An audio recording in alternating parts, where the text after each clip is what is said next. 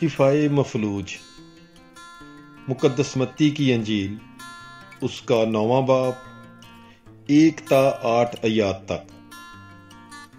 پھر وہ کشتی پر چڑھ کر پار گیا اور اپنے شہر میں آیا، اور دیکھو لوگ ایک مفلوج کو چارپائی پر پڑا ہوا اس کے پاس لائے۔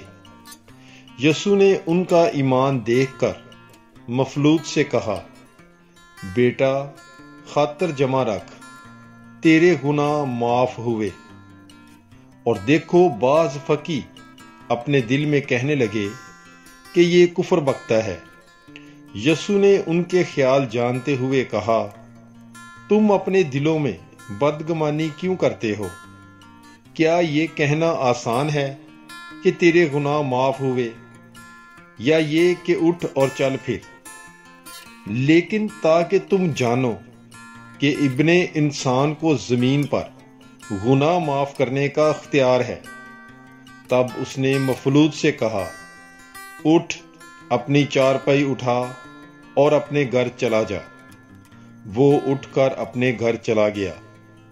تب ہجوم یہ دیکھ کر ڈر گیا اور خدا کی تمجید کرنے لگا کہ جس نے ایسا اختیار آدمیوں کو بخشا۔ پاک کلام کے پڑھے اور سنے جانے پر خداوند کی برکت ہو، خدا کا شکر ہو۔ God bless you. Bible is life.